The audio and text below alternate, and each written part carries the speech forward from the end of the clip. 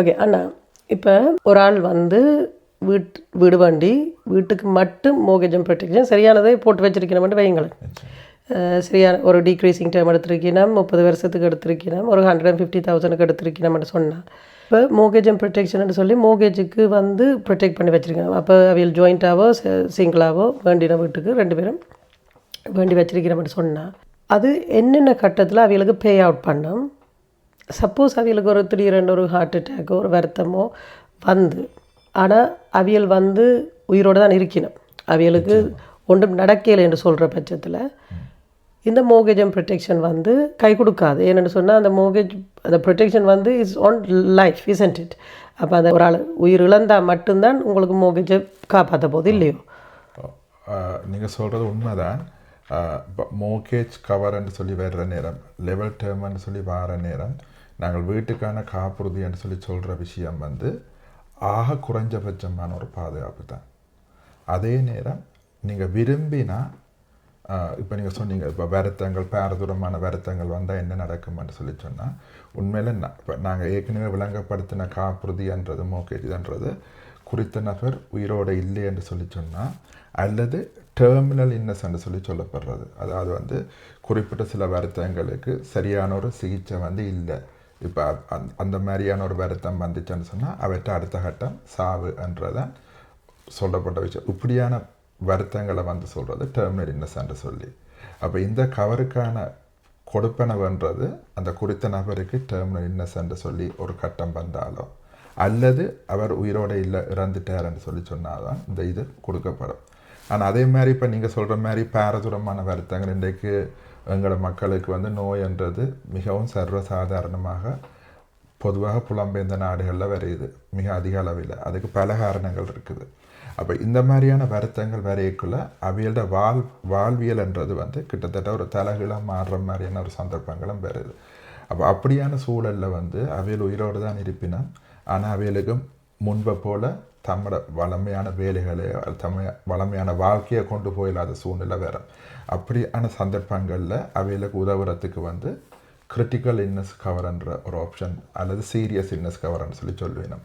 தமிழில் இதை சொல்லப்போனால் பாரதூரமான வருத்தங்களுக்கான காப்புறுதின்னு சொல்லி சொல்லலாம். இதே விடயம் மோர்கேஜ்க்கான ப்ரொடெக்ஷன் என்று சொல்லி வரைக்கலையும் இதே விடயம் இருக்குது, இல்லையென்று இல்லை.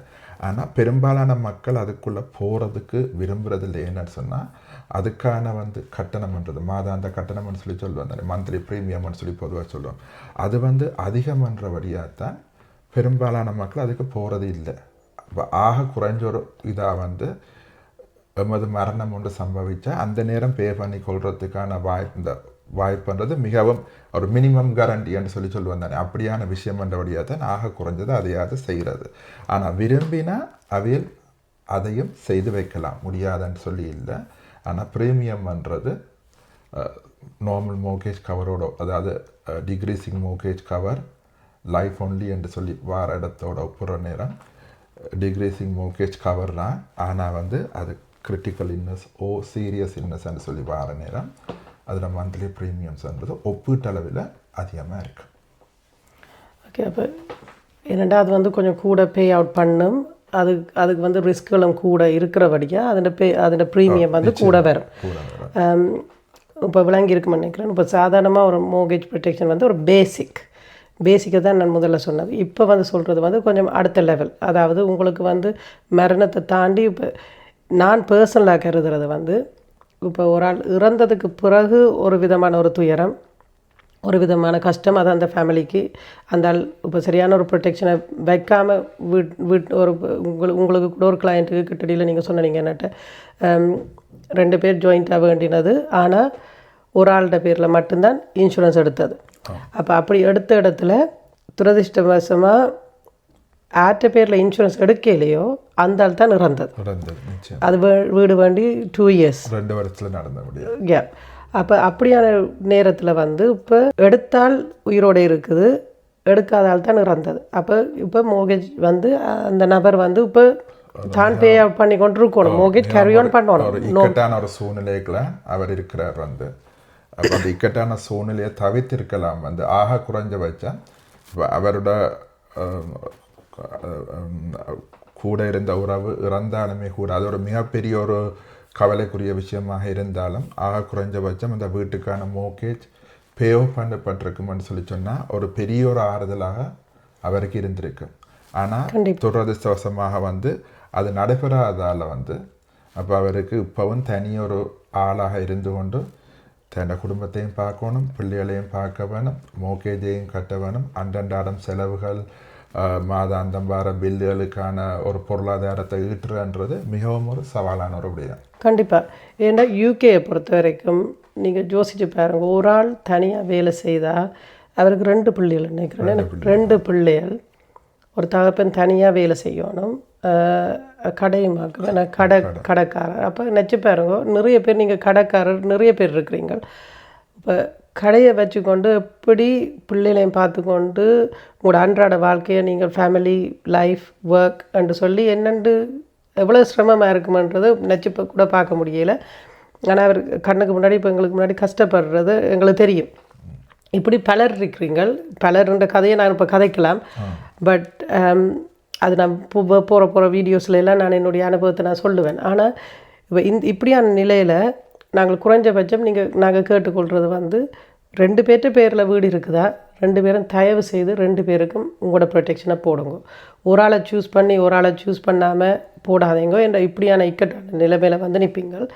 மற்றது ஆனால் இன்னொன்று நான் பர்சனலாக நான் என் கிளைண்ட்ஸுக்கு சொல்கிறது வந்து நான் செத்ததுக்கு பிறகு என்ன நடக்கும்ன்றது அது ஒரு மாதம் அழுதிச்சினம் இல்லை, ஒரு வருஷம் இல்லை, அப்புறம் அங்கே life goes on for every one.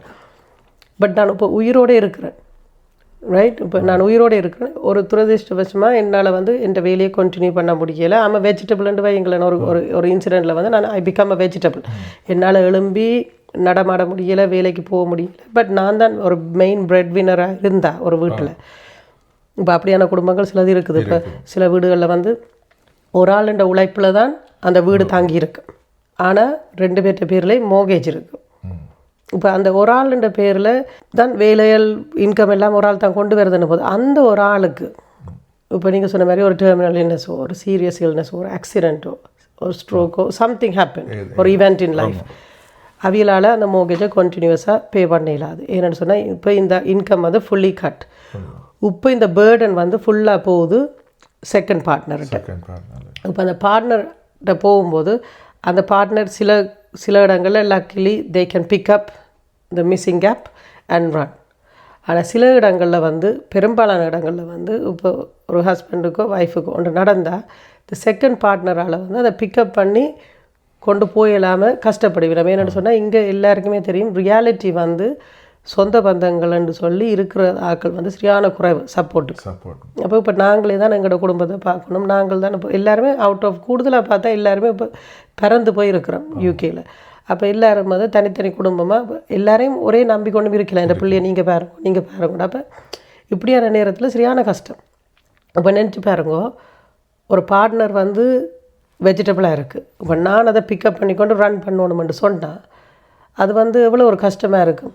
அப்படியான நேரத்தில் நான் ஃபீல் பண்ணுறது, நான் எப்போவுமே சொல்கிறது, எனக்கு நான் செத்ததுக்கு பிறகு நடக்க போகிறத விட நான் உயிரோடு இருக்கிறேன் இன்றைக்கு, ஆனால் என்னால் இயங்க முடியலை என்ற பட்சத்தில் எனக்கு ஏதோ ஒரு சோர்ட் ஆஃப் இன்கம் வந்தால் தான் எந்த ஃபேமிலி அன்றாட வாழ்க்கை இப்போ நான் உயிரோடு இருந்து நான் உழைக்கிற மாதிரி நான் அட்லீஸ்ட் பெட் ரிடனாக போனாலும் அவியலால் அந்த லைஃப் ஸ்டைலை மெயின்டைன் பண்ணணும் என்று நான் விரும்பினா அதுக்கு என்ன மாதிரியான ப்ரொடெக்ஷன் செய்யலாம்?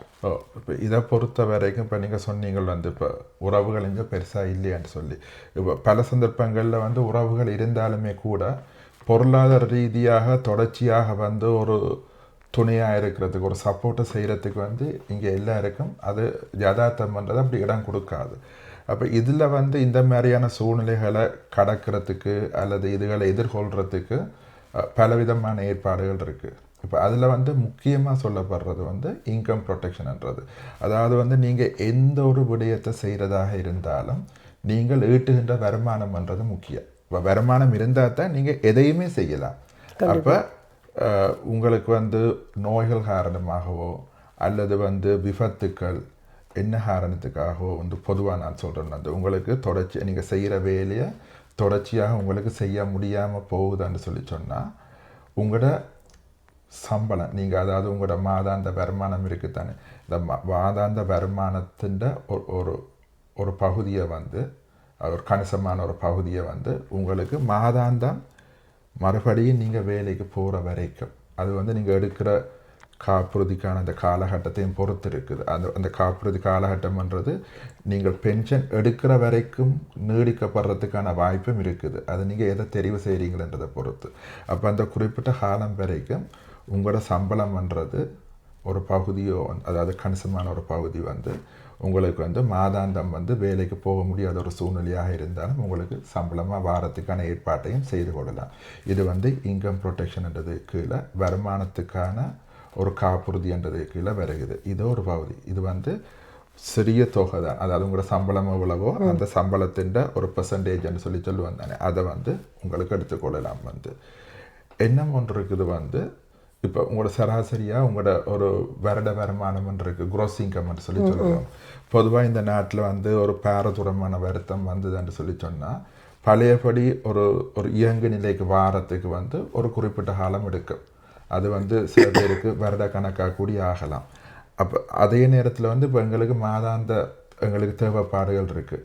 அப்போ அதுக்கு சேர்த்து வந்து எங்களோட குரோஸ் இன்கம்னு சொல்லுவாங்க. குரோஸ் இன்கமோ நெட் இன்கம், அதாவது ஒரு மாதம் என் குடும்பத்தை ரன் பண்ணி கொண்டு போகிறதுக்கு எனக்கு எவ்வளவு தொகை தேவை, இந்த தொகையின் மடங்குன்னு சொல்லியிருக்கு. இப்போ ஒரு மாதத்துக்கு இவ்வளவு தேவைன்னு சொன்னால் ஒரு வருஷத்துக்கு எனக்கு எவ்வளவு தேவை. அப்போ பாரதூரமான ஒரு வருத்தம் வந்துச்சுன்னு சொன்னால் சராசரியாக எவ்வளோ காலத்துக்கு நாங்கள் படுக்கையில் இருப்போம். அது 1 வருஷமாக இருக்கலாம், 2 வருஷமாக இருக்கலாம், 3 வருஷமாக இருக்கலாம், அது அவையில தெரிவை பொறுத்தது. அப்போ அது வரைக்குமான ஒரு தொகையை வந்து லம்சம்னு சொல்லுவோம். லம்சம்மாக எடுத்துக்கொள்கிறதுக்கான வழிவகையும் இருக்குது. அதை வந்து சொல்கிறது வந்து சீரியஸ் இல்னஸ் கவர் அல்லது கிரிட்டிக்கல் இல்னஸ் கவர்ன்னு சொல்லுவோம் வந்து.